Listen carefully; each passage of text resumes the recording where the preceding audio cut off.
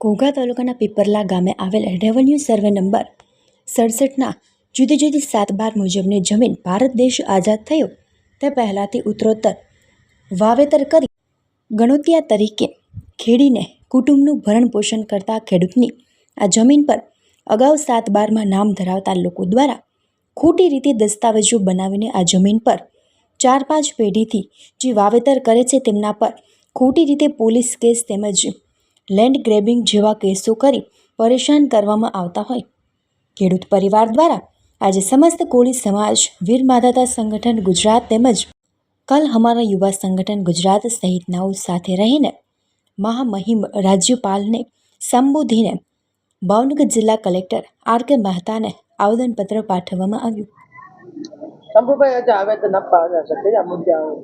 અમારે જમીન બાબતનું છે।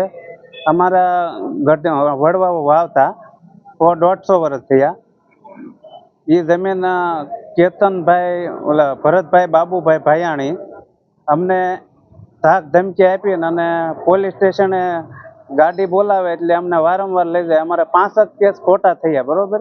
હવે અમારે કલેક્ટર સાહેબ મામલતદાર સાહેબના દંડ ભરવાના 5,000 3,000। અમે ગરીબ માણસો છીએ તો કઈ રીતે ભરી અને ખોટા કેસો કરે એમ।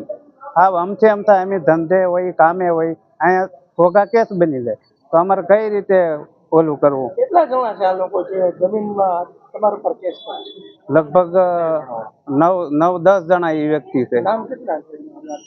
નામ તો કેતનભાઈ, પછી બાબુભાઈ, પછી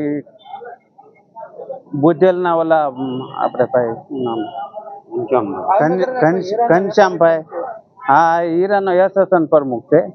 એ પોતે વધારે અમને કાયદાનું ઓલું કરે છે, આગળ વધારે રહે। આ લોકો જમીન છે ને બધા 8-10 જણા, એ લોકોને વધારે આગળ રાખે। કેટલી છે ને અંદાજે કેટલા રૂપિયાની થતી હોય આ જમીન? હવે એ જમીન તો 250 વીઘા જેટલી છે।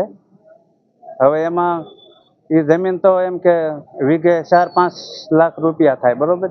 એટલે અમને ધાક ધમકી આપે વારંવાર એમ।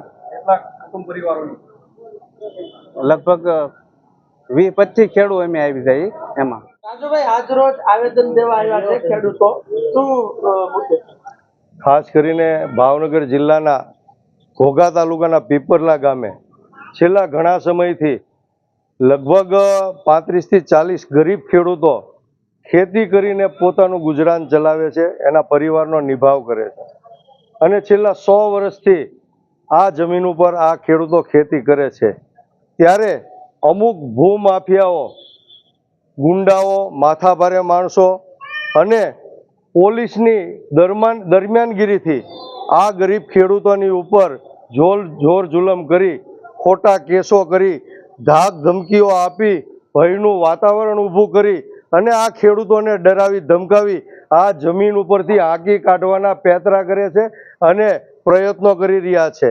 ત્યારે ખાસ કરીને આ જે ખેડૂતો છે ખૂબ ગરીબ હોય, એનું પરિવારનું ગુજરાન આ ખેતી ઉપર ચાલતું હોય, ત્યારે અમે કલેક્ટર સાહેબને આજે રજૂઆત કરવા આવ્યા છીએ કે ખરેખર કાયદાકીય પ્રવૃત્તિ ચાલુ છે અને કાયદાકીય રીતે જે નિર્ણય આવે એ નિર્ણય આ તમામ ખેડૂતોને અને અમને તમામ કોળી સમાજને આ નિર્ણય માન્ય છે। પરંતુ કાયદાની વિરુદ્ધમાં જઈ અને ધાક ધમકી આપી અને એક ભયનું વાતાવરણ ઊભું કરીને આ ગરીબ ખેડૂતોને હાંકી કાઢવાની જે પ્રવૃત્તિ થઈ રહી છે, પોલીસની જે દરમિયાનગીરી થઈ રહી છે, પોલીસ જે ખોટા કેસો આ ખેડૂતો ઉપર કરી રહ્યા છે, એનો અમને સખત વિરોધ છે। અને જો આવું બધું બંધ નહીં થાય અને આ તાનાશાહી બંધ નહીં થાય, આ જુલમ બંધ નહીં થાય, કારણ કે આ કોર્ટ મેટર છે, આ રેવન્યુ મેટર છે અને પોલીસને આ મેટરની અંદર કોઈ પણ પ્રકારનું લેવા દેવા નથી, છતાં પણ પોલીસ, ભાવનગરની પોલીસ આ મેટરની અંદર ઇન્વોલ્વ થઈ અને ધાક ધમકી અને દબાણ ઊભું કરી અને ખેડૂતોને ડરાવવાના પ્રયત્ન કરે છે। એના વિરોધમાં આજે અમે કલેક્ટર સાહેબને રજૂઆત કરવા આવ્યા છીએ કે જો આવી પ્રવૃત્તિ પોલીસ દ્વારા બંધ કરવામાં નહીં આવે, ભૂમાફિયાઓ દ્વારા બંધ કરવામાં નહીં આવે તો આવનારા દિવસોમાં અમે ગાંધી ચીંધિયા માર્ગે અને જરૂર પડે તો શહીદ ભગતસિંહના માર્ગે આંદોલન કરવા માટે મજબૂર બનશું।